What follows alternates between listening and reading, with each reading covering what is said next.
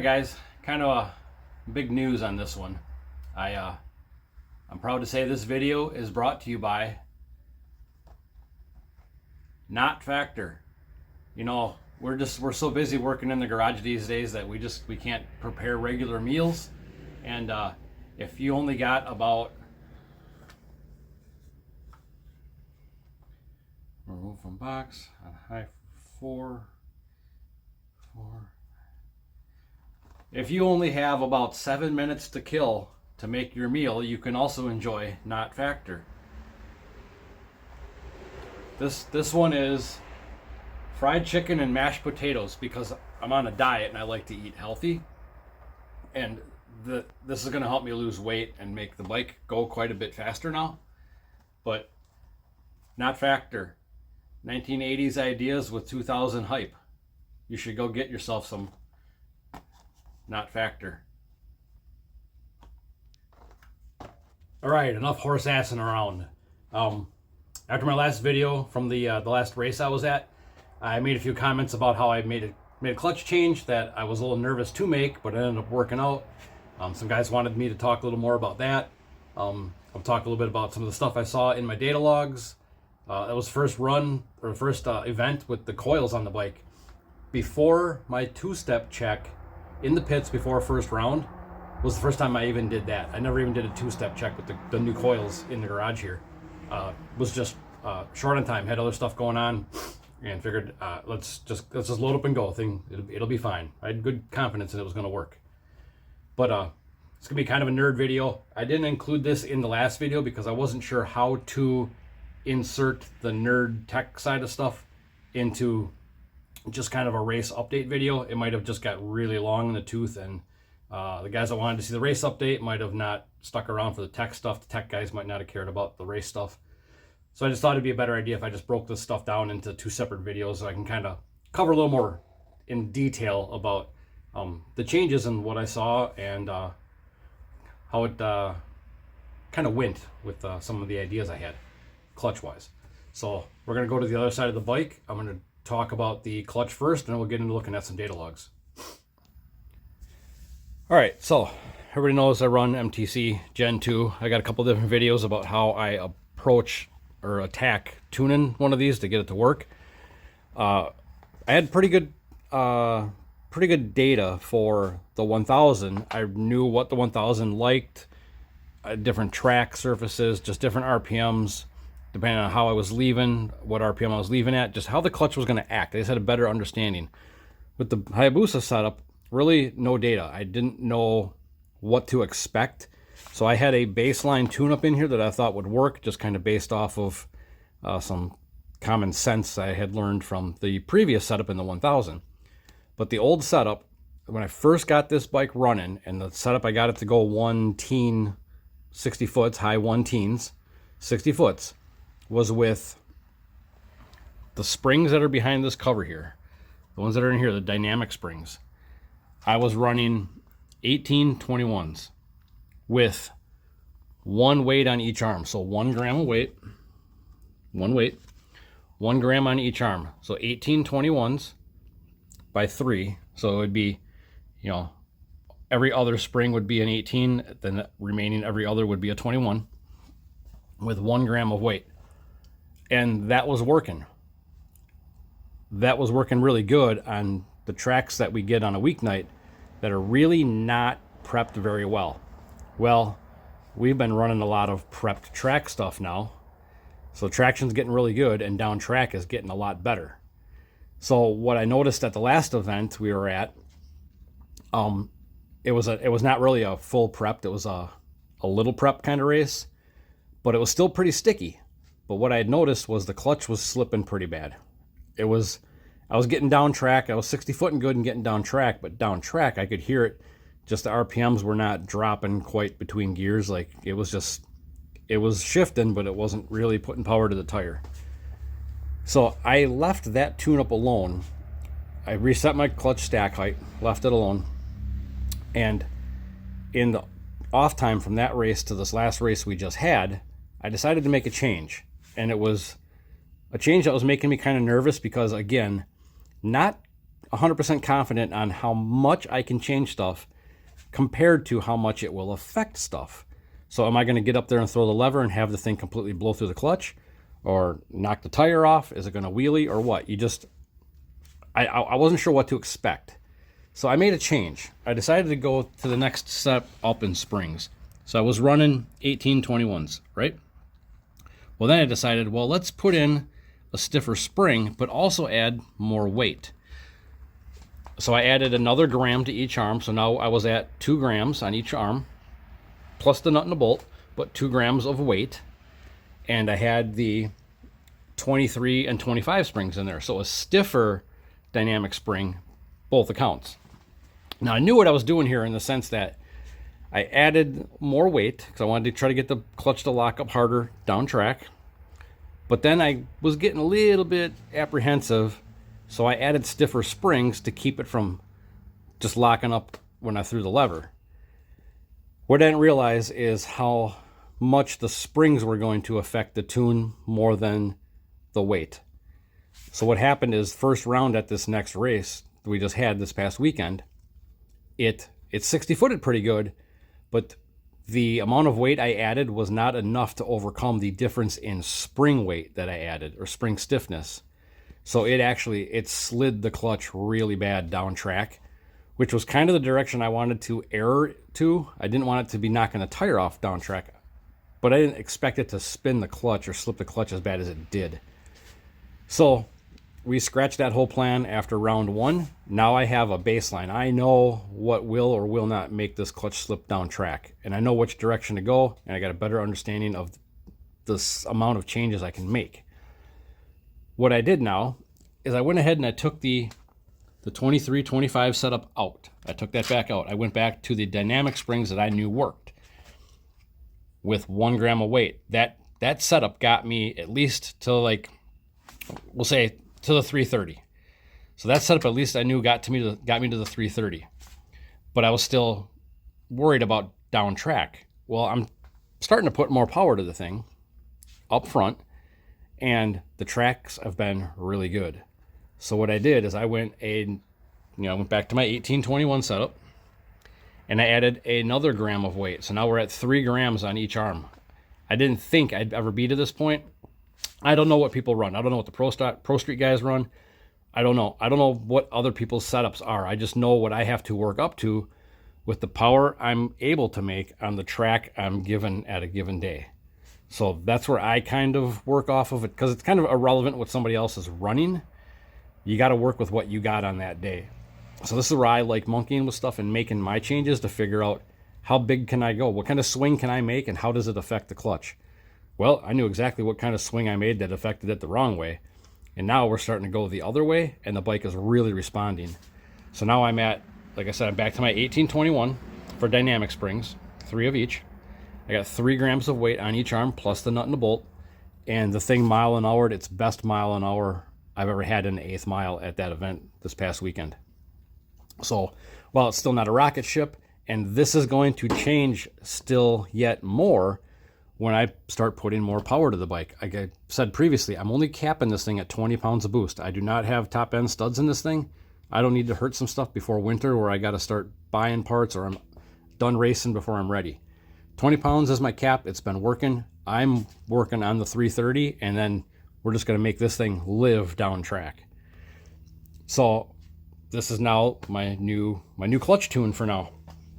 So if I start really putting the screws to it again, maybe I take my boost ramp where it's coming in at, say I'm leaving at 6 pounds and we're coming up to 20. Maybe I take that whole ramp and I quicken it up. Maybe I'll have to make a little change. But the way this thing acted though, by the time I got to my 3rd pass this past weekend, which was first round of eliminations, I lost because the guy I was racing was ridiculously fast. But so this is still a learning process, but I thought I would kind of share, because people were asking what I did to the clutch. What did I do different? I made changes, but I did it based off of my general theory on how I approach these clutches, with just like kind of deductive reasoning. Start with this, make it, like I said, I added weight, but I stiffened up the spring knowing it was probably going to slip. Well, now I can bring that back, soften the springs up. Now we'll get the clutch to start to grab again. So I just kind of sharing how my theory on how I tune this, it's still applied, even though I haven't had to really. I had the 1000 pretty figured out, but this I haven't had to monkey with much yet. And now as I'm changing more stuff as far as power management, the clutch also has to come on board with the program too. So now I'm starting to figure out where this thing wants to be and what it would be happy with. I know for sure if I'm going to a no prep event, I know exactly what I'm going to put this back to. But with the way the tracks have been so good lately, and I'm going the other way. So that was kind of my addressing of the clutch for people that were asking what changes I made. What changes I made. So there you have it. That's kind of the rundown. You can see no secrets there. Not keeping nothing from you. Obviously my 1821s, they're not in there, so they're in somewhere. But now I'll kind of show you what I was seeing on the data log as far as how the coils were holding up with just little things I saw there, and what I was kind of looking for with the clutch stuff, and also another little thing I found with power management. So this is my third pass, first round loss that I had at this past event. But this, I'll make it a little bit bolder so you can see it. Oh, that was it. This green line up here is RPM. First thing I noticed was just how clean it looks, and I didn't have that with the other coils. That's why part of me was thinking that running the stick coils with methanol, trying to run it as fat as I was, I think I was getting somewhat of a fouling condition, kind of misfire. I don't necessarily think it was boost blowing out the spark as much as I might have just been loading the motor up trying to run it at what I thought was not a very rich air fuel. But yeah, I put the coils on and didn't change really much else, and all of a sudden my RPM trace just got really clean. And even on my two-step, on my my boost, my map here, I'll highlight that now. That actually seemed to stabilize a lot better. It's still got some peaks and valleys in there that I'm kind of working out, but it was instantly cleaner. I didn't have to fight to make that work. Just another thing, and even like if you look here, this trace down here, the air fuel target, it followed it like it was minimal. Some of the peaks and valleys were 10, 12, 15%, but for the most part, yeah, 10% or less. I mean, I truly think them coils actually helped kind of clean the bike up. And for this pass here, I actually fattened it up just slightly from what I had been previously running it at. And like I said, it picked up mile an hour. So maybe all this time I've been running the bike maybe slightly on the lean side from where it really wanted to be. So we added just a little more fuel to it. It was not a substantial amount, and it picked up mile an hour. So I was pretty happy to see that. But this pass, what happened was I felt the front of the bike kind of try to pick up, and I chicken winged it like instantly. Like I don't mess with wheelies, and as soon as it felt like it was coming up, I chicken winged it. And if you can see here, my TPS trace got a big valley in it. That was a big blip blip. I got in and out of the throttle from let's see, where was it? 0.59 seconds into the run, I got out of it and back in it by 0.9. So, 0.4 of a second blip. And it was definitely going nose up. I'll show you the pitch here.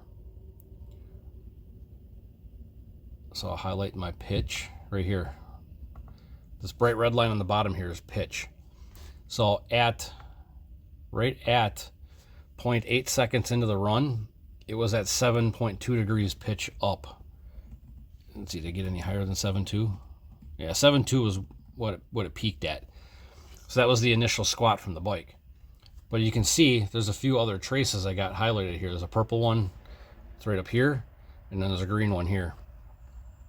This is where in the last video I was talking about I figured out something with my wheelie control, and I had missed a setting. Or not, I didn't miss a setting. I overlooked how it was set. So that green line is this highlighted line here now. That's my Wheelie ignition retard. And it went all the way to 8.5 degrees timing. It pulled there. While at the same time, because it gets into the Wheelie control, it'll pull timing and pull ignition. And I can change when it does that and how much it does that. But so where I chopped the throttle, it was already still 7 degrees up. It was pulling 8.5 degrees of timing at that point. And also it was into the ignition cut percent. So that's this trace here, this little guy blipping at the bottom here. So it was cutting 9% of my ignition. And also what I had going on is I had a, where is it? Please hold while I try to bring it up, because I always forget where it is.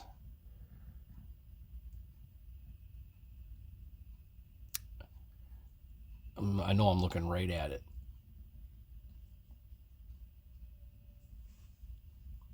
Wheelie ignition advanced retard. Come on. Find it. Find it.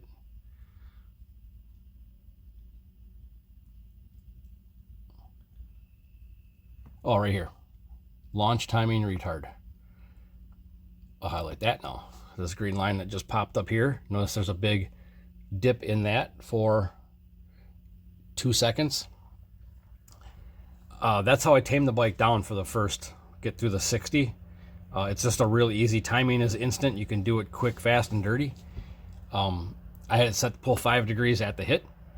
So what it was doing, so 5 degrees at the hit for 2 seconds, that gets me through the 60. And that actually, the bike really likes that. Right around 4 to 5 degrees, depending on what I'm leaving it for boost and how good the track is.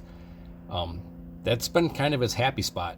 Because then as soon as I whack it with the timing back into it, the bike really starts to rip. But all that together to lead up to the fact that my ignition timing jumped from 25 degrees to right about 16 degrees. So it went down to, I only had 16 degrees of timing in the motor at that point when it was trying to wheelie. And at the same time, I chicken winged it. And also, before I even got to the chicken wing where the valley is, I'll turn some stuff off here because it's starting to get cluttered. So we know what's going on down here. This is where it's showing my pitch and the wheelie retard. So we'll get that out of the way for now. You kind of know what that is at this point. Get rid of the wheelie ignition cut. Pitch angle can go away, and a retard can go away. So now we're looking at, we're kind of focused on the RPM, and there's RPM, and then TPS, and timing. So with the RPM, you'll see that it's spiked. You see my cursor, it's spiked. It started to kind of climb, but it instantly started to drop RPM, and it also dropped timing at the same time, almost together, before I ever got to the chicken wing. My chicken wing spike or valley in my TPS here was at 0.58 seconds, and it was already dumping RPM and timing at 0.3 because it already saw that pitch up from the wheelie. So that fought me through the 60. That's where I knew that setting was wrong, and I'll show you how I corrected it.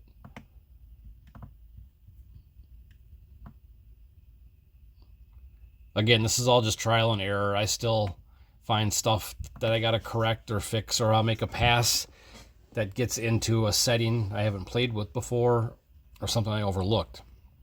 But here's what I got going on.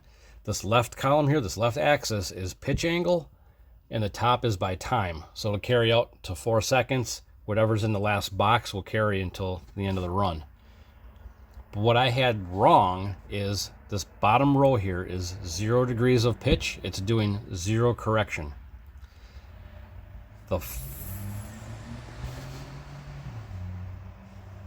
Someone just turned around in my driveway. Sorry for my hesitation. My first block here is 6 degrees. So what I had was at 6 degrees in this column, I had it taken out 10 degrees of timing.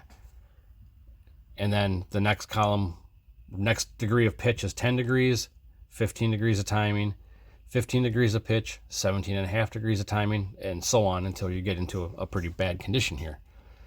What was going on that pass is because I had 10 degrees in here at 6 degrees of pitch, the fuel tech was interpolating the entire time from 0 degrees of pitch to 6 degrees of pitch.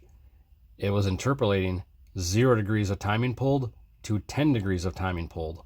So it managed to get all the way up to 8 degrees of timing pulled at that point. So now to fix that, I have, 0 degrees pitch, nothing is taken out of it. At 6 degrees of pitch, there is still nothing coming out. So now from 0 to 6 degrees of pitch, no corrective action. But from 6 to 10, it will now interpolate from 0 degrees of timing pulled to 15 degrees of timing pulled. This is where I said I don't mess around with wheelies. So 15 degrees is what's going to whack the front end back down quick. That's what I want. But this is where I'll need to get the bike, go out, launch it hard, and see where it starts to get into where it's in control or out of control. If I gotta keep lifting, obviously, then I have to pull more timing. But this was the problem I ran into, was just this column through here on the pitch axis. It needed to be 0, so it's not interpolating between 0 and 6 degrees of pitch and 0 and 10 degrees of timing. And it was also the same thing in the ignition cut table. 0 at the bottom at 6 degrees pitch. I think I had 10% ignition cut. Then at 10 degrees pitch, there was 15 degrees, blah, blah, blah, so on, so on. Well, I do the same thing here. I had to take in 0 those first 2 columns, so there's no interpolating going on from 0 to 6 degrees of pitch and 0 to 10% ignition pull. Now from 6 to 10, it will actively pull from 0 to 10% ignition. So that's what we learned. So that's kind of the gist of things, what I was kind of finding and learning while we were at that race on Saturday. But yeah, kind of a quick and dirty nerd tech video. I know there's dudes smarter than me that are going to watch this and go, why didn't he know what he was doing? And I expect that because I don't know what I'm doing. We're struggling through this. I'm just kind of sharing everything I'm finding and learning, and hopefully it's entertaining for you to kind of watch me struggle with some shit. But yeah, I'm going to finish doing the post-race maintenance on this thing. I got the clutch cover back on. I'll fill it up with oil. I got to do a compression test and leak down and look at the spark plugs. And that's about it. That's all I got left, and then we'll be ready to go out racing again. So hopefully you liked a little bit of the little, quick and dirty nerd segment here. So maybe the next video we'll do, I don't know, I'll figure something out. But yeah, thanks for watching. See you on the next one, whatever it might be.